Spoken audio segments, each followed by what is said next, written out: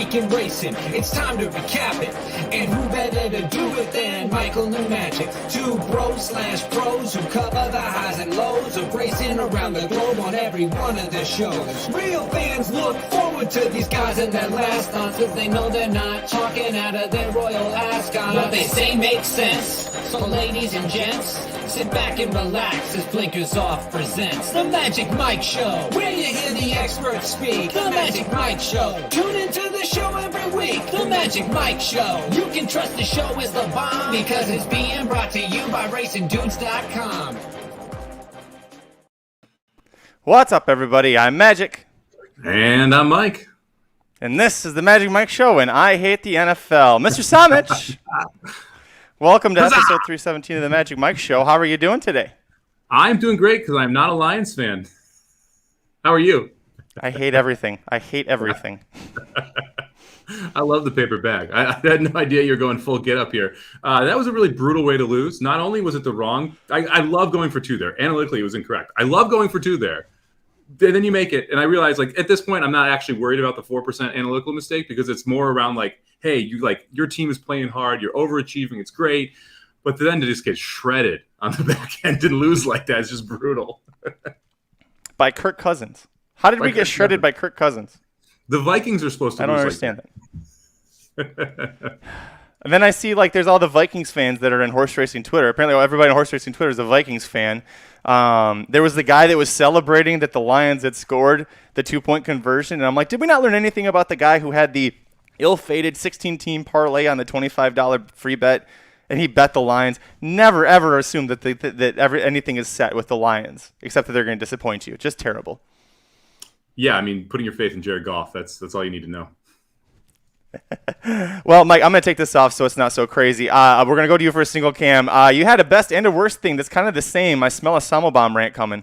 Yeah, so let's first off, best thing I saw all weekend, Keeneland put on a show. They did a wonderful job getting big fields, competitive fields. You had monster payouts. And you get an $87,000 pick five. You had an $8,000 pick five that multiple Samabombs players had that I just left the stinking 4 off in the first race, like on Sunday. So it's cappable, good cards where you can get some good prices and you get some big time payouts. Love the races. I love Keeneland personally. Been there once. It was amazing. I would love to go back again at some point when we don't have this kind of, when I was there during COVID and during weather. And so all of that kind of dampened the mood a little bit, but I would love to go back when it's sunny and nice. But Keeneland's got to get their shit together too. I'm sorry, but like it's really frustrating when you have the same colored saddle cloths. First off, that just needs to stop. You need to go to the multiple colored saddle cloths. It's really hard to watch replays and try and figure out who got a terrible trip. Yeah, the turf pick 3, also a great bet. I want to make sure I give Keeneland love because you got to change the saddle cloths now, guys. You got to do it. It's so frustrating watching a race like the Breeders' Cup Futurity, which, by the way, in and itself is a complete chuck race because of the stinking track running at a mile and a 16th, and 75% of the field didn't have a chance to win after the first turn, right? I mean, like, it's just ridiculous. You have horses 7 wide. You have a pack of 5 horses squeezing each other in the middle because they're all racing for position at this distance that doesn't play well at this track. And it's your biggest freaking race the whole weekend. And it's just like, come on. And now I've watched that race, I don't know, 25 times. I still have no clue who had a bad trip because they're all wearing the same damn saddle cloth color. So it's impossible to, like, even take away what I want to take away from the race outside of I am really excited to bet against Rattle and Roll because half the field that was good had no chance. And it's just like, Keeneland, you're so awesome. You do so many things right. Can you just do this right too? A little bit longer in these stakes races. Go a mile and an eighth if you need to. Like, just give us some actual way to get in the turn because there's nothing that I want to see less than 14 2-year-olds running less than a 16th of a mile into a turn on a speed favoring track around the inside because you get shit like this that happens. And then they do it the next day on the turf. With 2-year-olds going 2 turns for the first time. It's just like, Anyway. Yeah, it's just like it reminds me a little bit when I was younger. I used to race open wheel cars. And we had this issue where you get to like the big regional races where there's like kids with like, coming from a shit ton of money and there's a lot of pressure and everything. There's lots of really good kids that you're racing against at these tracks. And you go into that first turn and all these like 10, 12, 14-year-old kids in their races, their energy is so jacked up. Their adrenaline is so sky high. Everybody goes way too fast into the first turn and everybody slams on the brakes at the last second and they get slammed from behind. And it's like an 8-car pileup every time, every race. Kind of reminds me of what happens at Keeneland going in that first turn of those short runs. And it's because it's all 2-year-olds that have won on the lead going 6 and 7 furlongs. It's just a recipe for a disaster. And it's just like, and again, personally as a gambler, that race was really frustrating because it's really hard to be able to pick. Like, you are as much trying to figure out who's going to have a bad trip as you are who's going to have a good trip, how it's going to handle. I'm also biased because all my horses got completely squeezed in the first turn. I had no chance of winning the damn race after a 16th of a mile. But as I also am excited to, like I said, to bet against Rattle and Roll out of it. We'll talk about that, I'm sure, at some point in this, because you have no clue. Like, it's a complete chuck race. It's a complete chuck race. You draw a line through it for every single horse because you have no idea how good or bad they are. Because, like, even the 13 Classic Causeway, who ran really well, had to clear 12 freaking horses to get there, and then held on for third. So he was almost more impressive to me than Rattle and Roll was. It's just, it was very, very, very frustrating. Like, just watching it. Again, still love Keeneland. Well, Gonna bet you again this weekend. Don't worry. But, like, can we just get the colored saddle cloths? I'll deal with this other shit. Just give me the colored saddle cloths. Yep. I'm with you. I hate that because, and for not only the reason you mentioned, but I'm sitting here trying to write race recaps of what's happening, and I'm sitting this far from the screen because I'm trying to look at the silks of the jockeys because not only are they using the same color saddle cloths, a lot of the cameras not exactly 4K HD resolution, Mike. So I don't even know what the hell like colors I'm looking at sometimes. So between those two things, let's just get this smoothed out. I'm with you. Keeneland will be a lot better with those two fixes. But don't worry, we have a camera that's flying across down the stretch on a rope now. We're glad we got that, but we can't get the colored saddle cloths. It was definitely something that was sorely missed at the Breeders' Cup. Jason says, epic rant, well done. The best thing for me, it hasn't happened yet because I want to hear from Papa Dude, who was at the OU Texas game on Saturday. Saturday is going to be the best thing I saw because between college football, horse racing, the damn Fury Wilder fight that I completely forgot. I was half asleep when Jared was texting us about it. I saw the replay the next day. There's a lot of great shit that happened in the world of sports Saturday. So if you're a sports fan, Saturday was pretty great. That OU Texas game, I wanted to watch it because I knew it was a big deal for Aaron and his dad. And so I texted Aaron, not knowing what I think it was a little after 9 a.m. my time. The game's already kicked off. I didn't know that. I said, hey, what time is the game? Let me know what channel, and I'll tune in. I want to support you. He says, they're down 14-0 2 minutes in. I was like, well, okay. Yeah. I'm going to skip it. I'm sorry that you're having a bad day with that. And I knew, just leave him alone. And then I see something on Twitter that OU took the lead 48-41. And I was like, wait, they were down. At one point, they were down 3 touchdowns. So I turned the game on the last 6 minutes. That was some wild shit. That was one of my favorite things to see. So Papa Dude's rant / recap of the game and the experience on the Dudes Who Bet Sports podcast, which will be on here at 4 p.m. Pacific, 7 p.m. Eastern. Tune in for that. That's going to be an epic one. I can't wait. Yeah, he's going to rant pretty good. I got to say, I was pretty frustrated by that game. I was texting Aaron before kickoff, and Aaron's like, oh, we're going to lose. And Texas was catching 4. So I got Texas +4, and I'm sitting up 21 in the third quarter. Like, I already booked this mentally. And then you turn it back on, and they're tied. And Oklahoma's in like easy field goal range with like 40 seconds left. Texas doesn't have a timeout. I'm like, great. Oklahoma wins by 3. Aaron's happy. I cash my bet. We're all good. And then they can't freaking tackle the running back. I'm just like, what happened on that play? Is that a worse loss, or was it when Baltimore beat Kansas City and that busted my parlay on the money line? Those two are like epic sports bad beats, and they happen within 2 weeks of each other in football. It's just ridiculous, man. Anyway, worst defensive performance was it? Sorry, go ahead. I had one other best thing that I saw on Twitter, and I'm going to try and find the actual video from it because it was really cool. So one of the Texas A&M media people took a video of the family of the kicker, Sam. I think it was Seth Smith who hit the winning field goal. And I just want to find like anyone. Here it is. Okay, Cam Worthy is her name. Seth Small kicked the game-winning field goal, and I'll retweet it right now on Twitter for anyone who wants to see it. And instead of like 99% of the cameras are all on this kick, right? The other 1% was like this girl who's in the media department in Texas A&M thought to film the family. And it is amazing to watch the mother and the girlfriend all just like lose their mind after he makes this field goal. Really cool angle. And like one of those really smart journalism decisions. Because if worst case scenario, no one ever sees the video, right? Best case scenario, you get to capture this epic moment from a completely different perspective that no one else has. So I thought that was really cool too. Gotta love college football, man. That is really cool. So make sure you go over to twitter.com/SumOfThem18 number 8. He retweeted that, so you can check that. I know I'm going to check that out later. I didn't hear about that. But again, make sure you tune into the Dudes Who Bet Sports podcast later or download it. Listen tomorrow because I promise you Papa Dude's discussion on that game alone will be worth it. And Aaron, too. Aaron was across the country in New York. I'm sure all the highs and lows he would have, at least at the end of the game, would have loved to be there. I don't know if before the finale he would have wanted. Felt very comfortable being there. But anyways, Mike, we've got a lot to talk about. The last weekend of the Breeders' Cup preps happened this past weekend between Keeneland and Belmont. So if you watched last week's recap show, same format. We're going to go through division by division, talk about the races that were affecting those divisions, and give you our early thoughts and also show you what Aaron Haltom is looking like over at racenews.com. So, Mike, without further ado, riders up.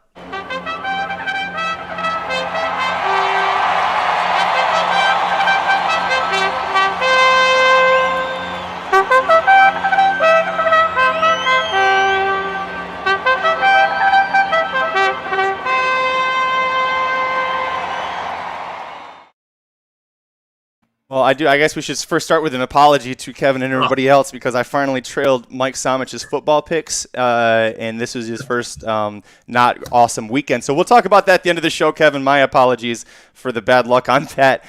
Mike, the early 2021 Breeders' Cup predictions are here. I do love Kevin's early comments from earlier, though. Giving some shade to Belmont because Belmont they couldn't time a snail race at this point properly. It is so damn ridiculous. What the hell was that? You got to give some props to Keeneland for at least being able to time a race because at this point, you cannot trust a single fraction that Belmont posts, which is wildly frustrating when you want to understand how fast they're going on the turf. Especially if you're a speed figure maker. I know the speed figure guys were like, we're just hand timing everything ourselves. Yeah. We can't even trust what Belmont posts. Anyways, over here, first of all, this was from last week, Mike, but I feel like this is just a valid question this week as it was last. Regarding the Breeders' Cup as a whole, are we facing a big chalk fest at Del Mar? Well, probably. I mean, it is starting to look more and more like it's going to be tough to beat some of these horses because in the divisions where it's like, oh, there wasn't a clear leader. Well, there's a clear leader now. And so it's going to be interesting to see who you decide to beat because that's going to be the key, right? You got to try and pick a couple of these favorites that you're going to try and fade and beat them. And it's, man, like Golden Pal's one that I would love to try and beat, but he looked pretty darn good over the weekend. And so you have these horses where you're like, oh, okay, where am I going to come up with my fades? Because at this point, you could see, an average win payout, sub $8, sub $7, which is really low for the Breeders' Cup. Yeah, I think this is going to be one of those times where, kind of like how the big days have been going mostly this year, right? We'll probably see the continuation where it's going to be a lot of chalk and you really have to press your big opinions pretty heavily and then find the spots where you think that there's a spot to a race where there's going to be a big opportunity for a price. So hopefully when we go through this show, we can bring that up. But I agree, it's looking very chalky. We'll see how we pick our spots. Starting with the Classic, Mike, we didn't have any preps this weekend for the Classic officially. We do understand a clearer picture of who's coming into this. Rather than discuss for the umpteenth time our early thoughts on the Classic, are there any horses that are contenders, at least odds-wise, that you think are going to end up scratching out of this? Like, we're probably not going to see them, then they're going to retire, call it early. Because I have a very small but scared feeling this horse right here, Essential Quality, might not make it to the Classic. It's just a bad feeling I have. I hope I'm wrong. I think Essential Quality and Medina Spirit both could be put in that boat where I wouldn't hold my breath if they're both in the field. And that's like, if Medina Spirit scratches out, then Nick's Go should be a heavy, heavy favorite at that point. So it's going to be tough. But I'm a little worried that we're not going to see either Essential Quality or Medina Spirit in that race. Yeah, well, Medina for a bunch of reasons. One, with the trainer. Well, they're all around the trainer, honestly. That's the big thing there. Hey, look who showed up. Listen, Season, you weren't here last week when Maxfield lost. You can't show up this week when he hasn't just lost the past week and expect to be shouted on the show. Get out of here. I'm just kidding. Let's take a look at the Longines Turf here next, Mike. Sorry, my mic got a little hot there. The reason I want to talk about this is Tarnawa was Aaron's pick. I don't think that's going to change, despite the fact that in the Grade 1 $500,000 Joe Hurst Turf Classic, somehow, by the grace of God and all that is mighty, Rock Emperor gets a Grade 1 win. But if everybody's watching Keeneland and nobody sees it happen, Mike, did it really happen?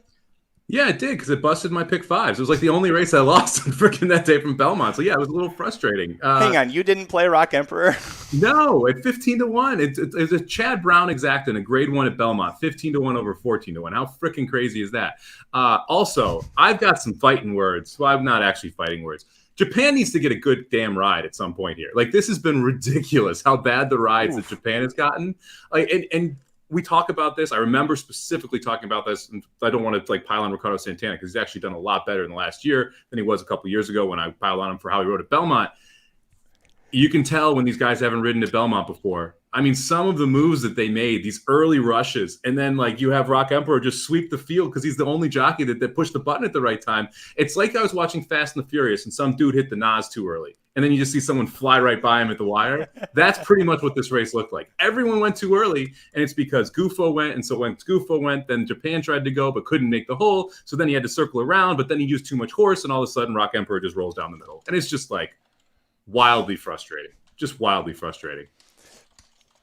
It sounds like out of that race and his performance, Gufo is no longer a lock to go to the Breeders' Cup Turf, which I'm sad about just because I really don't like that horse. That I was hoping to try and beat him here. Sorry, my computer is still going screwy over here. Let's talk about the Longines distaff here, Mike.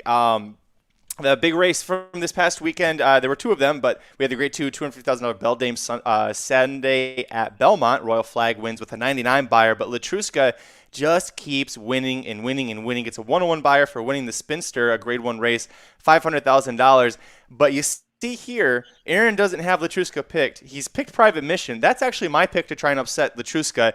I'm wondering, Mike, are we starting to see some chinks in her armor? Because she didn't look as dominating in the Spinster as she had in the previous races, and I'm wondering if the Personal Ensign in that really hard battle, that just might have taken too much out of her at this point. I mean, I'm almost insulted by the fact that he said starting to see. I mean, I've been trying to fade this horse for like 3 weeks now on the show. Latruska is the one horse I'm definitely going to be playing against. I'm probably not going to use her in anything, especially if any other speed shows up. And I think the fact that you have some Bafferts in here that are going to be more forwardly placed that Latruska has not run into yet will make her much more vulnerable. You saw Bonnie South almost get her in Saratoga. You saw Bonnie South almost get her when she had everything her own way this last time at Keeneland as well. I think you're going to have a couple horses coming from off the pace that will be awfully dangerous to her on Breeders' Cup Day. So to me, Latruska is one of those, and I've been saying this for weeks since the Saratoga race. She would have lost that race if a couple horses behind her got better trips. To me, Latruska is the horse that you're trying to beat here, especially if you're getting anything sub 2-1. Nick Feldman brings up She Dares the Devil, the only horse with a chance versus Latruska. She has won at Del Mar before. She won the Clement Hirsch earlier this year, so that's a big key. She also beat Latruska in the, not the Apple Blossom, what's the one before it, the Azeri? I know she beat her. The only time Latruska's lost all year was to She Dares the Devil, and it's Brad Cox, and now you don't have Monomoy Girl, so she's getting all the attention in the barn for this race. Do you consider She Dares the Devil as one of those horses who can challenge Latruska? Yep, I do. I mean, I think look, both Brad Cox runners will have a shot. I think Chad Brown has a shot with one in there. And you got to respect the Baffert horses. That race to me is one of the most competitive top to bottom races that we're going to see at the Breeders' Cup. I'm real excited to see what Private Mission, what kind of price we get on her here, especially with Latruska getting another big win. She's definitely a fan favorite, and I think she's done nothing wrong. It's just in terms of betting, purely betting-wise, we're going to try and beat her. Looking at the Turf Mile, Mike, the one race that we had was the Grade 1 $750,000 Keeneland Turf Mile. I did not have this correct. I was big on his stablemate, Ivar. God damn, I don't know what it is, Mike. Every time Ivar, I'm on, I'm off. It never seems to line up right. And this time his stablemate, who I almost used, looks like a freaking monster, gets a 103 buyer for winning this. Paulo Lobo is going to send Ivar and In Love to the Turf Mile. He's got Imperador going to the Breeders' Cup Turf. So lots of options there. For me, Mo Forza is still my pick in this race. What about you? I want to know. This is one of these turf divisions. I want to know who's coming over from overseas. To me, that's a huge part of it. By the way, Latruska right now plus 150 overseas. Who did you like in that race? Private Mission. Private Mission not on the board right now, but Malafat, the second choice at 4.5-1. And that's the horse we didn't even mention. He probably has a legit shot at her too. So right now for me, in these turf races, a lot of it depends on who's coming from overseas. I do believe Mo Forza is the best turf miler that we have here. But it's going to be tough for Mo Forza to be able to win. He did run exceptionally well, and he's consistently run well over this course. The home field advantage is definitely something that you got to think is worthwhile here. But you know, again, you look on the board, and Mo Forza not currently your favorite on the. Well, maybe he is. No, I can't. It's Palace Pier. Palace Pier has been the one who has been, but they don't have it on the board right now. So it'll be interesting to see what ends up coming back. But yeah, to me, it's the Europeans in the U.S. I do think Mo Fuerza has the best shot. And I think your girl might actually have a legit shot here as well if she ends up in the mile. Stormy, she's going to, yeah. And when she won the Grade 1 Matriarch, which is literally a mile turf race at Del Mar. So she did that after finishing second to Uni in the Breeders' Cup Mile. So she literally just jumped right over to Del Mar and did that. You always talk how she likes firm turf. You always talk about how she likes firm turf, and she's going to get that 100% at Del Mar most likely. It should be a very fast turf course. That should play toward the U.S. horses, specifically the ones with pace. She comes up, and she comes like top of mind right there, where she should get a nice trip, much like what she got in the 4-star David Saratoga. From what I'm seeing for the overseas horses expected to come, Palace Pier is hopefully going to show up, which would be amazing. He's actually aiming for a race at Ascot on October 16th as his prep to possibly come over. But Charlie Appleby has a horse named Space Blues, who could really do well, some damage at Del Mar. Poetic Flare is another Irish horse. Order of Australia could maybe come back over, but he wins the Breeders' Mile over this track last year, Mike. He comes in as the favorite in the Keeneland Turf Mile, and he's dead last. And John Velasquez had no. He just said, I pressed go, and he had nothing. What the hell? What was that? Look, that one race that he won is the outlier in my mind. Not all these others that he's lost since, right? Like that to me, and it pisses me off even more because I had the horse to finish second for a $5,000 pick 4 and would have hit the pick 6. But other than that, I don't hate Order of Australia for any valid reason. Literally, that one race, he was a 99-1 in that race. Ran a career best race and has never touched that thing since. It's frustrating because it's just a wild outlier to what he normally is, and that's a grade 2 level horse, grade 3 level horse. But when you get these fields, it's tough. And again, the mile, that was another one where you had to work out your trip, and that 11 post did him absolutely no favors either. Well, I want to bring up one point real quick. Just Season was bringing up that buyers don't really mean that much. When I bring them up in this, it's more just to kind of get a point of discussion going. If you listen to the handicapping shows from Mike and I, this is a general explanation. Buyers for us is just one tool, just like a jockey is one tool. A trainer's stats going turf to dirt is one tool. So we don't put all the godlike status into a buyer figure like some shows do, or any other speed figure. So I just wanted to clean that up. I see Nick is bringing up Blowout. That's going to target the filly mare turf. She did win the Grade 1 First Lady Keeneland on Saturday. She gets a 102 buyer. I thought this was impressive. You and I were all over this because of the lone speed angle here. She didn't end up, or it wasn't a mile, so the thinking and what Nick is going off is maybe a mile's best for her. But now she's going to try filly mare turf. Do you see her, at least she's a pace advantage, right? A pace factor in that race, I should say. Well, I think that might be the reason why they're going there. Right. I mean, if you go to the mile on turf, you're going to have other pace influences, right? And Blowout needs a lone lead to be successful. Flavian Pratt rides very well when she's on that lone lead, right? And in this mindset, you're thinking, well, if we go to a longer distance, it's more likely we're going to get that slow pace. If we can make that race, turn that race into a 6-furlong sprint, and we have a length lead on everybody, and we've gone pretty slow, make them catch us, make them get the perfect trip. I already have my perfect trip. I'm sitting on the front, right? So I can see why the thought process is, where do we have a better chance of being lone speed? And that is 100% in the filly mare turf, not the turf mile. And the amount of speed that shows up along with Blowout potentially will, I think, directly determine if a lot of us like Warlike got us on top and how strong we feel about that along with the Europeans who come over. I did skip over the sprint here. I just want to bring up Nick's comment there. But we had 2 sprint races over the weekend that affect the Breeders' Cup. The Grade 2 Phoenix at Keeneland on Friday. Special Reserve wins that with a 101 buyer. Then the Grade 2 Vosburg Saturday at Belmont. Following C with the 100 buyer. Following C, Todd Pletcher sounds like he's not fully committed to going to Del Mar, but if he does, he might go to the dirt mile on that one, kind of up in the air. Jackie's Warrior is Aaron's pick. I know that seems like a very logical single here. What do you think about the sprint right now? Yeah, I think that Jackie's Warrior is still the pick. Following C would be an interesting thorn in Jackie's Warrior's side if Following C was able to show the pace that he showed over the weekend at Belmont. I think to talk about buyers, I think that Baby Yoda is a hilarious one. You have 114 buyer the Baby Yoda gets, winning a 9 winners of 2 allowance, and then no one has come out of that race. I think one horse is running, didn't run well out of it. That was not a one. That's a false buyer. We talk about those all the time on here too. And the reason why I like buyers is because it's what the majority of people are using. Now, being able to tell when a buyer is accurate or inaccurate is just as important as using the tool. But that was one of those where you saw the 114 for Baby Yoda. You're like, no, this is ridiculous. Come on, man. He's not that good. So I was impressed with Following C. But the sprint still goes through Jackie's Warrior at this point, unless Life is Good is there, and then We can talk a little bit more, but yeah, it to me it's interesting. Special Reserve also ran a great race, but that horse has been one hell of a claim for the Maker Barn. He also would have been nice if he won at 6.5, but that's another horse that's caught me. A lot of these horses, man, they owe me some money. But yeah, I think this is going to be a fun race, and it's going to be all whether or not someone can go with Jackie's Warrior, and how fast is Jackie's Warrior going to have to go? Because if he goes 43 flat, then we can see someone come from off the pace. But if he gets to go 22:44, this thing's over, right?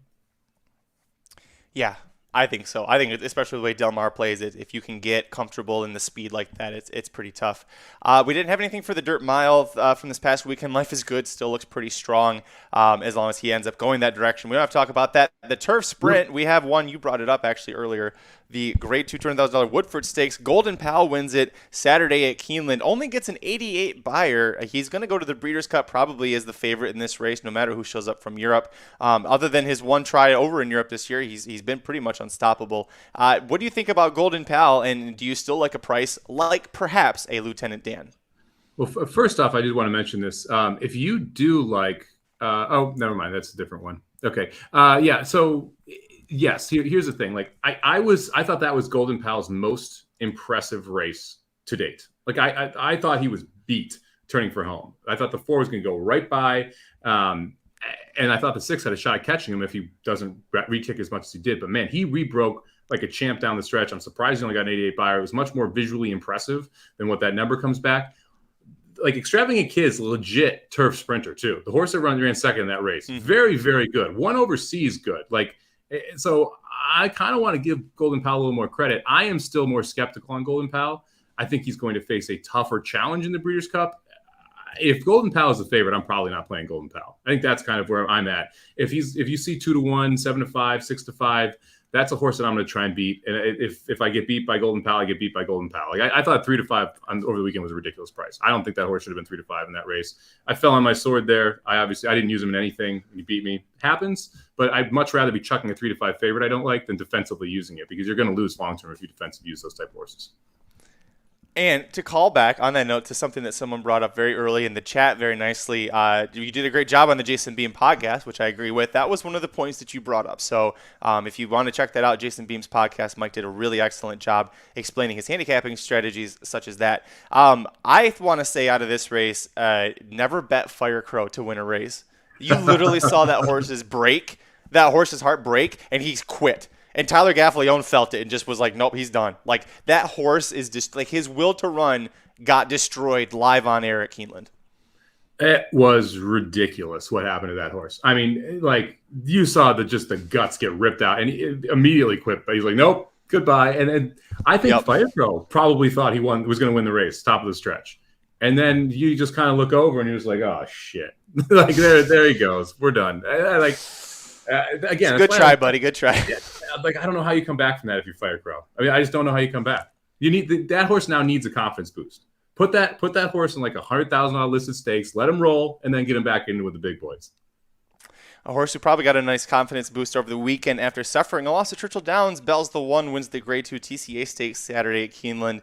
Her trainer, Neil Pessin, wants to know what else she needs to do to get your respect, Michael. She doesn't get enough respect, he believes. He wants to know, what more does she need to do? Aaron's pick right now is Bella Sophia to upset Gamine. I feel like we're all going to try and take a shot because she's going to be one of the shortest prices on the board. And frankly, we all hate her trainer. So we'll see what happens there. Bella Sophia, Bell's the One. I know that's a horse you've loved in the past.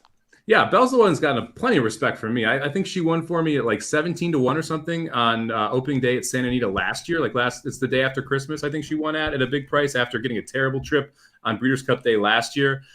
Look, I tried to beat Gamine last year. I was a freaking idiot, man. Like that. Like, and the problem is, if you want to try and beat Gamine, you're like, well, she needs the lead. She didn't need the lead last year against Serengeti Empress, who I think is probably as good. Last year's version of Serengeti Empress, probably as good as anyone in this field this year. She made her look silly last year. I think Gamine's just going to be. Sometimes you just got to swallow the chalk. And to me, it's like, again, it's you're either singling Gamine or you're not using Gamine. You really can't defensively use horses like that because you have to be right when they're bad. And if you're not, then you have to be okay with losing your ticket. Long-term negative EV is where Mike's going with that. A couple races involving the juveniles. We get to talk about, wrap things up here. Start with the TVG Juvenile Division. We had the Grade 1 Breeders' Futurity Saturday at Keeneland. Rattle and Roll gets an 81 buyer, upsets the race. Kenny McPeak burns us off the tickets for our pick 4, Mike, if we were alive to that point. Interestingly enough, Kenny McPeak said afterwards, probably not going to go to the Breeders' Cup. He's looking Kentucky Jockey Club. He is thinking like Tiz the Laws Connections did a couple of years ago. Let's plan out the Kentucky Derby. The Breeders' Cup, we're probably not going to win. I think Kenny McPeak saw Corniche and was like, Kentucky Jockey Club's going to be a lot easier than that race. So I respect the decision. I think it's probably smart. You weren't touching Corniche. Is Corniche your pick here?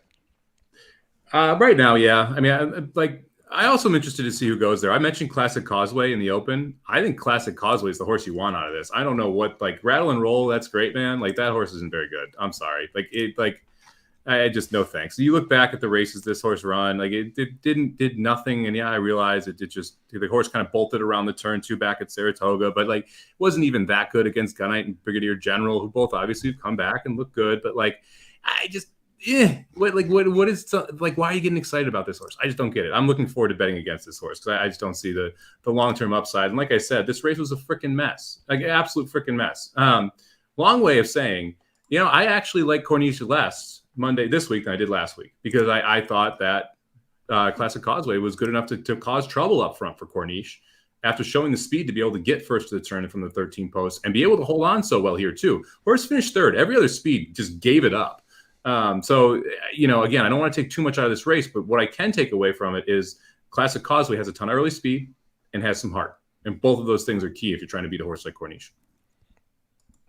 You got Classic Causeway. I'm glad you brought it up as the only horse out of this race that I would really want next out, assuming he doesn't go to the Breeders' Cup. I think if he does, which Brian Lynch said isn't out of the question, he definitely could cause some damage. Looking right now, David Aragona has some mock morning lines drawn up, and Jack Christopher is actually the 2-1 favorite for winning the Champagne for Chad Brown. Corniche is 3-1. Classic Causeway is this hasn't been updated yet, but was 8-1. Command Performance is that Todd Pletcher maiden who finished second in the Champagne, who definitely was a horse that would love going 2 turns in a route of ground. He's 8-1 as well, which I find very intriguing. I think that horse could be very good. I don't know if he's good magic good to win it as a maiden, but I think he's got the talent to hit the board definitely. I mean, I have someone who I respect who put $1,000 down on that horse to win the Derby at 40 and 60-1. So I mean, yeah. Yeah. So I respect his opinion. He's a smart dude, very good handicapper. So I just got to keep that in mind as well. The Stellar Tap we talked about was most likely a sprinter. I think that was definitely proven. I think Echo Zulu is too. We're going to talk about, well, I don't know if we're going to talk about her later, but she's one that I'm probably going to try and fade at the Breeders' Cup. Man, Jack Christopher, I think is a really interesting horse. It's by Munnings. Munnings not usually more of a sprinting sire than 2-turn sire. So I'm a little concerned about the distance. And the James family was all sprinting. But Jack Christopher was one of the buzz horses of Saratoga. What I was told was going to win the Derby before he ever started. Again, the Saratoga tips are just ridiculous. So don't take that for a grain of salt at all. He was supposed to be that good. He was that good in his debut. He was that good in his second time out. So I think we got a 102 buyer second out, and they adjusted it after getting the times adjusted at Belmont. So Jack Christopher is definitely the goods too. It's going to be a fun race. I mean, this is the other. You have a couple of these races where it's there are 4 or 5 horses that should all be right around favoritism, and this is one of those spots where you can make a case for three horses that probably have the right to be favored here.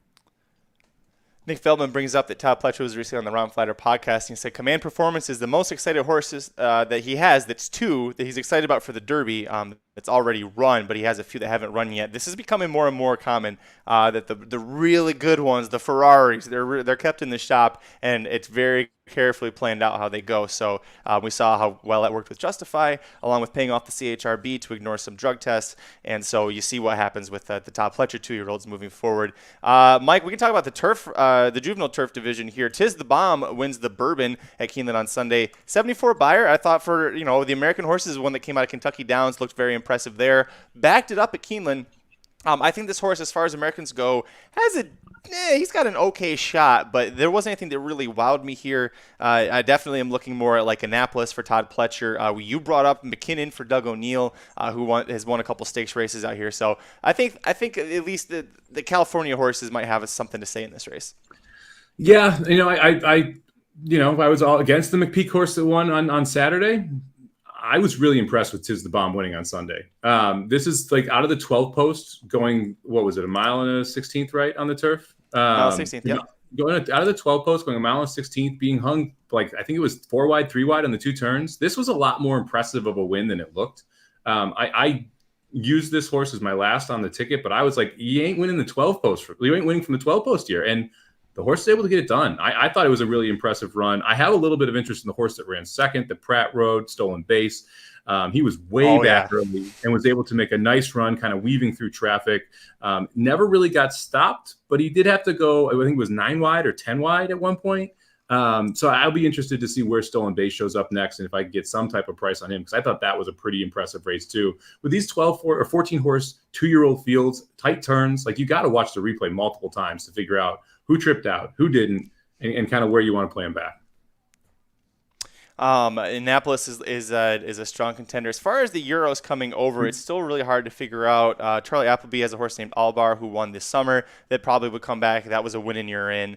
Chad Brown's got Portfolio Company. They're really, I think, again, this is going to be a lot of Europeans possibly coming over, a lot of replay watching, especially if we're talking about Keeneland horses. And speaking of Keeneland horses, Mike, one that you and I thought very differently about, raced in the Juvenile Fillies division, the Alcibiades Stakes. Juju's Map wins quite impressively, I thought. Only an 84 buyer, which kind of lends more to your opinion that you're going to try and beat Juju's Map. I would love, honestly, I would love to hear your opinion on why a Brad Cox trained 2-year-old that looked impressive in the last prep for the Breeders' Cup is a horse that you want to fade at the Breeders' Cup. Well, this is like, again, we're talking about a mile and 16th race and we've talked about this first finish line, inside, speed.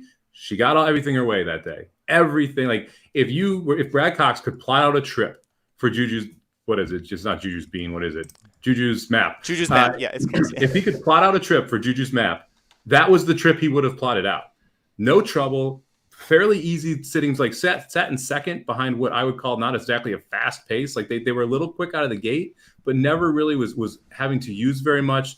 The mile time in 1:36, they come home in 1:43, not that fast of a time, not that impressive of a race, never had to face any adversity. And oh, by the way, how good is this field?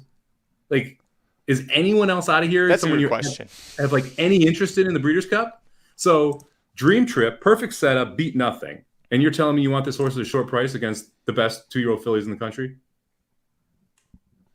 I just don't think. I mean, you and I'm very much against Echo Zulu because I think she's a sprinter. We talked about how we think she's kind of Jackie's Warrior this year. And there isn't anyone other than Ain't Easy in California who has really wowed me. So for me, it's Ain't Easy and Juju's Map. And maybe there's a long shot that shows up that catches my interest. But as far as it goes, that's what I like. Yeah, I would almost rather take the second place horse here, Distinctly Possible, than Juju's Map, which sounds silly because the horse got beat by 4 lengths, but that horse came from 8th, had a significantly worse trip, and like had to be multiple wide on both turns. She wasn't able to switch leads in the stretch. This is a $650,000, $600,000 Curlin that Chad Brown is training that should appreciate the extra distance. I think again, closers really have it. They're against their back is against the wall at this mile and 16th distance at Keeneland. So I would rather take a shot at a price with the second place horse than playing the winner as a favorite. Right now, David Aragona has Echo Zulu as the 7-5 favorite in the Breeders' Cup Juvenile Fillies. Only 3 horses are currently single digits. You could probably Juju's Map will be the 4th one that he throws in there, I'm sure. But yeah, it's interesting. There's not a lot that's super exciting. Looking through this list here, I don't know. Let's see what happens. Hidden Connection. I think people are forgetting about her. Yeah, right now Echo Zulu is a plus 175 overseas. Juju's Map is second choice plus 250. Ain't Easy the third choice plus 450. Then Hidden Connection plus 600. Averly Jane is on here at plus 700, who I think would be interesting. I expect that she's going to stay on the turf, but she'd be another one that I do think is interesting because she has had success in the dirt. Well, let's talk about Averly Jane. That's actually the last division we have to go through. Nothing from the Juvenile Fillies Turf division itself. The Juvenile Turf Sprint, we had 3 races, Mike. The Grade 3 Matron, Saturday at Belmont, Bubble Rocket with an 83 buyer. The Grade 3 Futurity, Sunday at Belmont, Slipstream with an 80 buyer and an absolute dream trip. And the $200,000 Indian Summer, Averly Jane, Sunday at Keeneland with an 86 buyer. And holy shit, did she look good. Yeah, I mean, everything I had heard was this horse is better on turf than on dirt. And if that's true, she was very good on dirt. Like, so if she is better on turf than dirt, then holy crap, you got to watch out here. I thought Averly Jane ran really well in this spot. Again, I'm not sure what was in the field, but just the effort was impressive, under control, under wraps the whole time. It's just one of those horses that you're really interested in seeing where she's going to be able to progress. She ran really well against the boys there, so I'm not really worried about her going against the boys again. And this is one of those where I think you'll get a little bit of a value. I mean, Averly Jane right now 5-1 in the overseas markets. Your current favorite is Perfect Power, and then at 3.5-1, and then Twilight Gleaming at 4.5-1.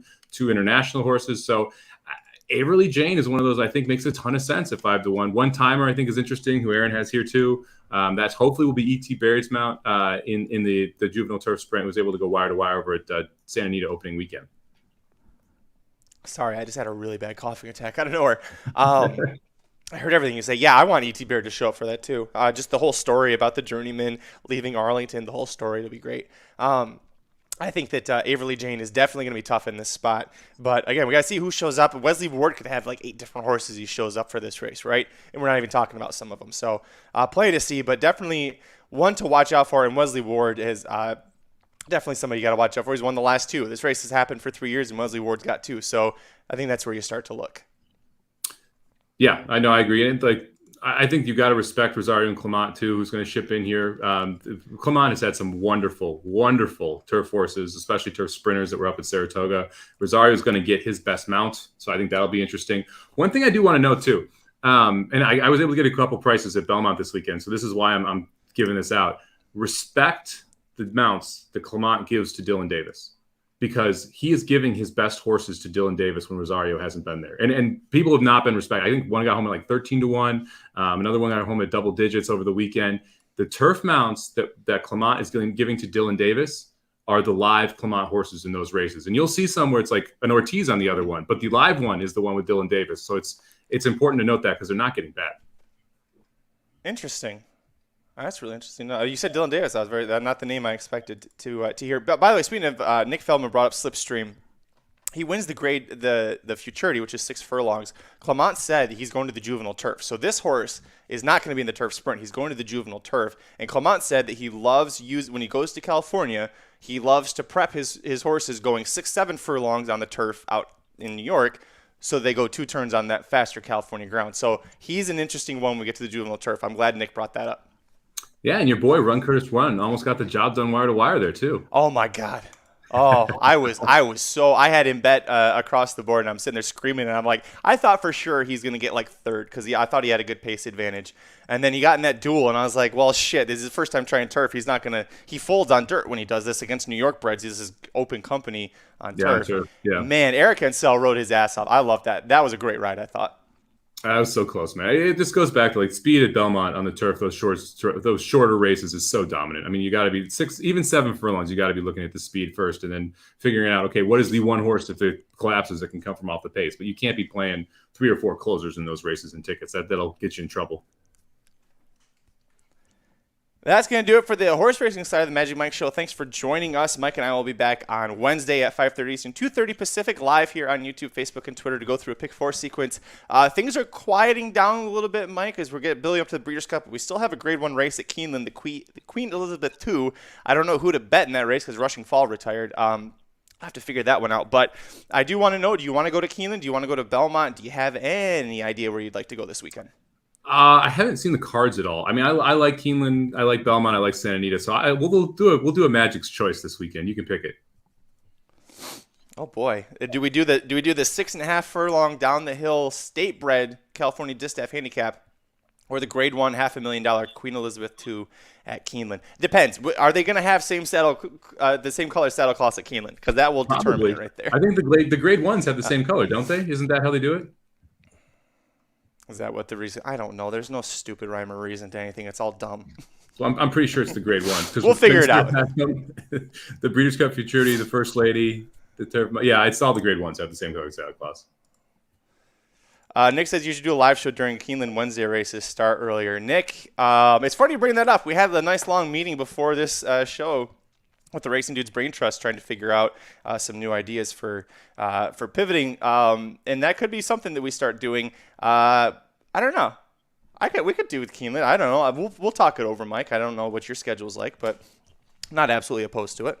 No, I think it'd be fun. And I'm going to start doing. I'm teaming up with Equinedge to do a show on Thursday nights. So this week will be the first show at 9 p.m. Eastern, where me and Brady Klotz are going to do live race handicapping. So we're going to take an hour and just go over races as they go from some of the night tracks, and then talk about the Thursday night football game as well. Mike, I know that you had brought up the a horse that you were looking to play next out. We kind of do the stable 'em up segment.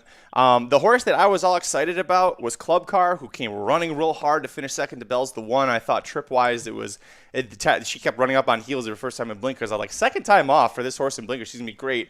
I was all prepared to come on here with the whole thing about I'm stabling her up. And then our trainer said after the race, we're going to send her to the farm. She's had a long season. So I got nothing for you. Sorry. Yeah, I can't remember the day that this horse ran. It was really frustrating because I thought this horse was much the best, and it just didn't get the job done. It was at Keeneland. Was it? I think it was Sunday. Is that right? Club Car? Yeah. Oh, am I thinking of a different horse than you are? Oh, I'm talking about you, the one that I mentioned. Go ahead. Oh yeah, you did. Yeah, you brought it up. We were talking. Shoot, now you're gonna make me. It's Long Pants Required. He was the one that I brought up. It was the sixth race at Keeneland on Sunday, and here's the problem: this horse is 0 for 10 on turf. So I do have to take a step back here. Someone commented that on Twitter. It was a very good catch. Okay, is the horse really that good on turf? Did they make their own bad trip? But this specific case was a train wreck of a trip. The horse was loaded on the inside, and at Keeneland's turf, you couldn't make up a lot of ground in the stretch. You had to have your momentum going and be able to push forward. And Long Pants Required just never was able to get out. He got beat to the spot by the horse that eventually won, then had to swing 3 wide out. If you watch back through Keeneland 6, the horse had a terrible trip. So it's a better race than what you're going to see on paper. But depending where we see Long Pants Required back, I'm not sure if you want to play him out, if that makes sense. I think it's more spot dependent and price dependent. But that race is definitely better than what you saw on paper. I remember afterwards you were you were very bullish on the horse. You were thinking I remember thinking he had a good chance to win that race too. So didn't work out for you. That will do it for the horse racing side. We'll see you on Thursday if that's all you're here for. We got some Monday Night Football action, Mike. I'm very curious to hear your thoughts on the new Indianapolis Colts versus the old Baltimore Colts versus the new Baltimore Colts. Where do you see things going with this game? Yeah, we'll start with the 6-pack. We went 4-2 this weekend. Took a little bit of an aggressive stance on a parlay, and that didn't pay off. It would have been nice if it had. But it was pretty happy with how it came out. And that Alabama game was just brutal. So that's the first losing week of the season, but hopefully we can get it back next week. As for tonight's game, sorry everybody. As for tonight's game, the line just moved to 7.5, or recently today moved to 7.5. It's been sitting at 7 the whole time. I think the Ravens were the play at 7, at 7.5. I'm a little more sketchy. If you want to have a single bet, get some action tonight, I would lean toward taking the Ravens and the under in a teaser. You can tease it down to 1.5 points, and then tease the total under. Right now we're sitting at 46, so you can get that up to 52.5. So I would take the Ravens and the under as a teaser if you want to have some in-game action. I think that the Colts defense is not very good. I think the Ravens are going to be able to move the football. If you want to play some overs on some Ravens players like Marquise Brown, I think that's definitely worthwhile. Anytime touchdown, either Marquise Brown or their tight end. I think both of those are solid plays as well. So to me, it's loading up on Baltimore offense. I do think that they're the ones that are going to score the majority of the points, but I don't see them playing a fast game here. I think they want to try and get out of here as unscathed as possible from an injury front, specifically because Lamar's still a little banged up. So at 7, if you want to buy it down to 7 and play the Ravens, I think that's worth it. Or if you want to go with the teaser and play the Ravens in the under, I think that's worth it. How much stock do you put into a team after 4 weeks in, the Colts finally get their first win, and now they have to go on the road to Baltimore for Monday Night Football, so big spotlight. It's a team that just got that first win. Do you, as a bettor with a team, an organization like that, with the way they're at, are you worried that the Colts are going to show up and just make a lot of mistakes, that the adrenaline's going to take over, that they're going to be a little too cocksure of what happened and get pumped up for the Monday Night Football action and then just kind of fall apart? I mean, I don't, not in this necessarily in this case, just I don't think that they were that pumped up off beating Miami, especially with how Miami has looked. And Carson Wentz just prone to making mistakes anyway. So I would expect that you're going to see a pretty rough game out of Carson Wentz tonight. So I don't really, I'm not too worried about it. The other part of this is like Baltimore, it's a kind of a big game for them in a sneaky way. They're sitting here, and if they are able to get the job done, they go to 4-1 in the division, have a full game lead over both the Bengals and the Browns this early in the season. That matters. They haven't played either of them yet, so if they're able to beat them, then you're looking at a 2-game lead, and specifically the Browns, I think, are the team that they can hang in there with them. This is a key game for them. They need to take care of business to be able to kind of keep themselves in the driver's seat in the AFC North. And then just one last time before we got here, tell the folks about your six-pack and what they can expect to see next weekend as the college football, the NFL action gets coming at us. Yeah, it's just an article I write every week. It's the 6 games that I'm going to play. I bet all of these myself, the 6 games that I'm going to play over the weekend. And they're kind of like the top picks for that weekend. And then there's an honorable mention section that usually has picks as well, which were the other ones that I was considering. And it's been pretty good so far. We went 15-7 heading into this week. So that puts us at 17-11 now. And the honorable mentions are sitting there at what? I think it's like 9-9. No, they're sitting there at 12-2. So, yeah, been a great start to the year. Just have to hopefully get it back next week. Over racenews.com/sports, we have you covered for all the insight and pick analysis ideas for how to make the best money along with using the six-packs. You've got Papa Dudes covering college and NFL football, free picks for everything. Head over racenews.com/sports. And one more time, make sure you tune in about half an hour here. Papa Dude and Aaron are going to be talking about the OU Texas game and everything else from the weekend, but really, just tune in for that. I don't even care about football that much, and I'm going to tune in for OU Texas. So I'm very excited. Before we get out, I told Nick Feldman I'd bring this back. One more horse racing thing. Althika, we forgot to talk about her. She was a 2-time Grade 1 winner in American Turf, and she didn't get the job done in the First Lady. Nick wants to know, was she empty? Was the ride bad? Was it both? What are your thoughts, Mike? A little bit of everything. I mean, look, her kick wasn't as strong, but there was no pace up front, and she couldn't chase down blowout. So I'm not going to hold that against her. Little bummer she didn't run second. Like, it would have been nice to see her improve a little bit, but she did have some trip trouble. She was weaving through traffic versus just getting her outside in the open, which is what I would be doing every time if I'm on the horse like that. Just don't let them get stopped at any point. Get that momentum rolling. And so to me, it's one of those situations where she ran into a turf that was a little speed favoring against a lone speed, tight turns at Keeneland. Like, it kind of all went against her. And so I'm not going to hold it against her. I'm hoping this means we get a better price on Breeders' Cup Day. I'm going to say that the jockey should have probably, in hindsight, tried to get her outside, doing a little more to get her off the rail because she was stuck inside for too long. But he said pretty much everything you said, Mike, is that it was a speed-favoring track. There wasn't a lot of pace for her, and it didn't work out with the tight turns. That being said, if we look at a similar situation come Del Mar, it might be something to remember, especially if she draws inside and gets the same jockey. But I think Althika has had a different jockey all 3 races in America. So I'm pretty sure Appleby will just figure out who's going to give her the best chance in this race. If he puts Pratt on Althika, single. You're also going to have a lot of European jockeys over for the weekend. So you may see some of the big-time European riders ride her again that have ridden her over there. So you got to think about who's going to be in town. You know, random weekend Keeneland, you're not having a bunch of these international jockeys over there. So you might see Dettori on her. You might it really will depend who Appleby wants to put on there. Yeah. That would be a coveted ride. Dettori rode all of the Appleby winners at Woodbine that weekend a few weeks ago. She did have a European jockey on. Was it William Buick? I think Spencer. Was Spencer in Belmont? Spencer rode her in New York, yeah. And then I think Velasquez. So yeah, I would say she's had it before. Yeah. Oh, Velasquez was no, I don't remember. It doesn't matter. We'll talk about it. There are a lot of races this weekend. We'll be back on Thursday at 5. It's time to get out of here, Mike. We'll be back on 5:30 Eastern, 2:30 Pacific on Thursday. Make sure to follow us on Twitter to find out if we're coming on Wednesday. I'm Matt Curtis Kellward. He is at SummerBomb18, number 1, number 8, Corporate Overlords at Racing_Dudes. One last time, tune into the Dudes Who Bet Sports live stream here in 25 minutes. Until Wednesday or Thursday, I'm Magic. And I'm Mike. Good luck this week. The Magic Mike Show, where you hear the experts speak. The Magic Mike Show. Tune into the show every week. The Magic Mike Show. You can trust the show is the bomb because it's being brought to you by RacingDudes.com.